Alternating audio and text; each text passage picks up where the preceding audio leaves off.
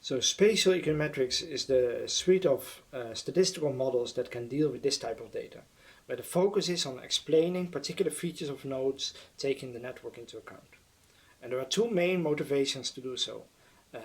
One is substantively, we are often interested in this type of clustering effect.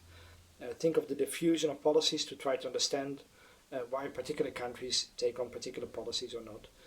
Maybe also competition effects, what the effect might be if one country changes its tax rate on neighboring countries, and so forth. So we have all kinds of theoretical, substantive reasons why we might be interested in this level of clustering, and we use these models to try to estimate the extent to which this is true. The other reason is just a statistical point. That is that the errors, latent factors that we might not be looking at, confounding factors, might be spatially correlated. So ignoring the spatial correlation might also lead to bias in your estimates. You might be missing out on important confounders. Treating these observations as purely independent when in fact they are not independent, when the errors are not independent because there are these unobservables that are correlated across space, then we have biased estimates. And so an important motivation is just to address this interdependence. We can't assume independent observations.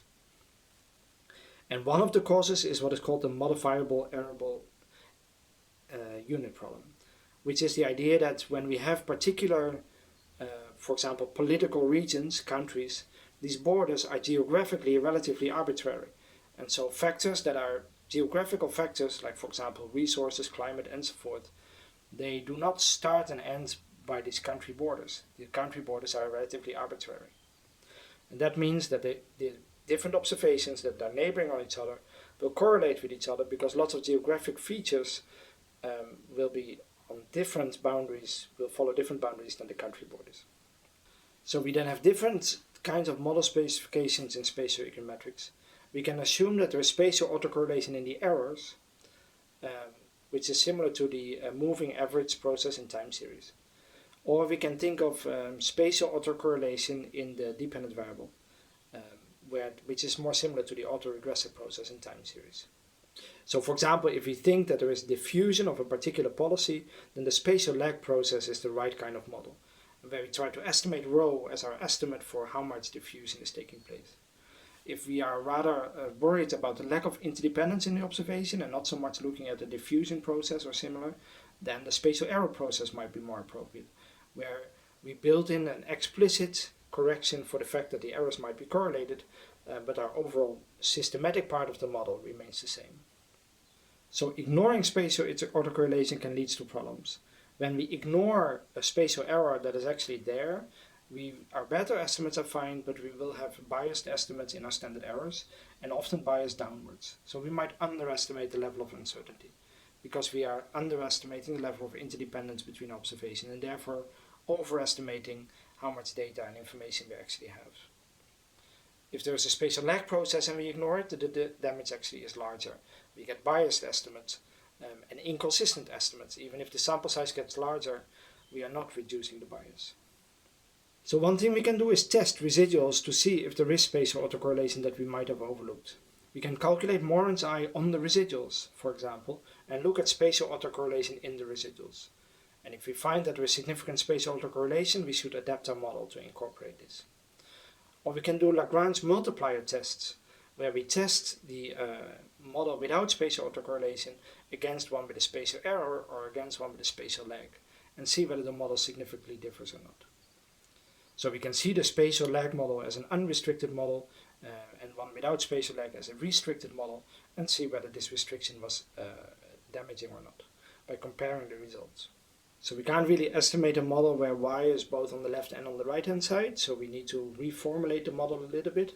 If you juggle around the matrix algebra for the particular regression equations, you end up with these formulations where y is on one side. And you see that there is this matrix, the identity matrix, minus rho times w, and then the inverse of this matrix. We call this the spatial multiplier. So this is a multiplier on the overall linear effect that then incorporates the spatial impact. So you can imagine that when there is a change in x, this will have an immediate effect on beta. But it will also have an immediate effect on the neighbors of beta. So a change in x in one observation will have an impact on y in different observations, both that unit and neighboring unit. But then there will also be higher order impacts. If y changes, then the neighbor's value of y changes because of a change in x, but that then will have a feedback effect because both states are connected, and then the original y will also change. So just like with time series where you had the short-term immediate impact and a long-term multiplier, so in spatial econometrics you have an immediate impact of a change in x on y and on the neighbor values of y, but you also have a long-term impact that takes into account the impact on neighbors, their impact on neighbors, their impact on neighbors, and so forth, including the feedback loops that generates through the observation itself. So we can use this multiplier matrix to calculate these long-term effects. So if we ignore the spatial effect, as we said, and we just calculate OLS estimates, we get a bias, and we can estimate how big that bias is. The equation is here. And this bias does not go away if the sample size increases. So if there's a spatial effect and we do not incorporate it, OLS estimates will not work. But fortunately, we can calculate the log likelihood function for both the spatial error model and the spatial autoregressive model. And then we can use a function like optim to estimate both the betas and the rho parameters. So we can use a maximum likelihood framework, and in this case with straightforward solutions, to estimate the spatial error and the spatial autoregressive models. Now, well, for linear models with spatial autocorrelation, we have clear derivations of the log likelihood, and we have analytical solutions to estimate beta and rho. When it comes to limited dependent variables, it gets much more complicated. And there are different models that suggest how to estimate the parameters for, say, binary models with spatial autocorrelation, or count models with spatial autocorrelation. And all these estimates tend to be, first of all, in a finite sample size, more or less effective. It varies. And also all of them tend to be computationally quite intensive. And recent studies, including my own, try to evaluate the performance of these through Monte Carlo studies on finite size sample sizes.